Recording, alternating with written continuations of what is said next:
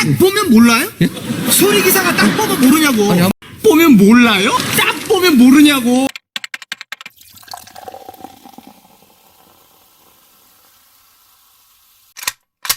안녕하세요. 맛있는 동물병원 산책 맛동산의 김수의사입니다.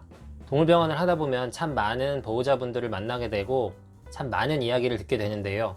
그중 흔한 말로 수의사를 빡치게 만드는 말, 대부분의 수의사가 듣고 기분이 상하는 말, 딱 보면 몰라요? 딱 보면 몰라요? 딱 보면 몰라요? 이 말에 대한 이야기를 조금 해보겠습니다.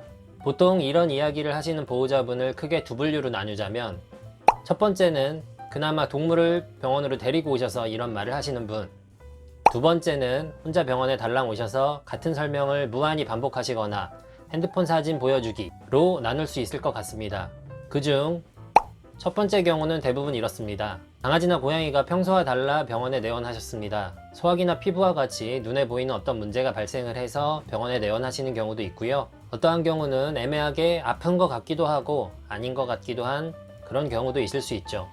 진료를 보는 수의사의 입장에서도 환자의 히스토리 테이킹과 현재 상태에 대한 종합적인 판단을 더불어서 봤을 때도 특정 질병을 확진할 수 없는 경우가 많이 있습니다. 그냥 단순히 활력이 없거나 평소보다 잠을 더 많이 자는 애매한 경우는 말할 것도 없고요. 예를 들어 모근 손상에 의한 탈모가 발생했다고 하겠습니다. 사람과 동물의 질병을 확진할 때는 룰인, 룰아웃이라는 개념이 있습니다. 쉽게 생각하시면 스무고개 놀이 같은 겁니다.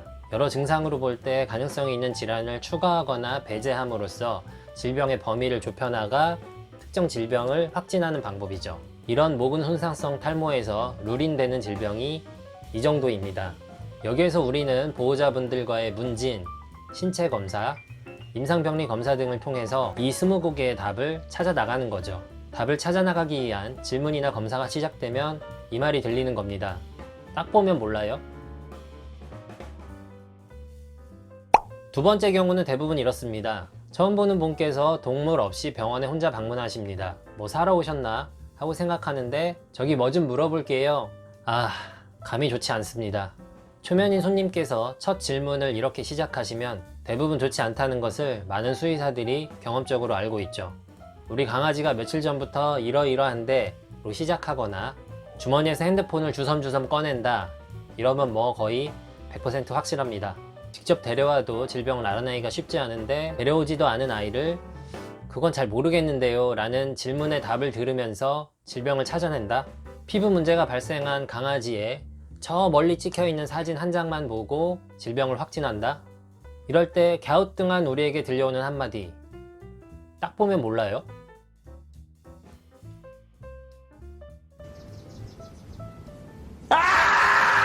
이쯤 되면 이건 동물병원과 수의사의 영역은 아닌 것 같습니다. 손님, 잘못 찾아오셨습니다.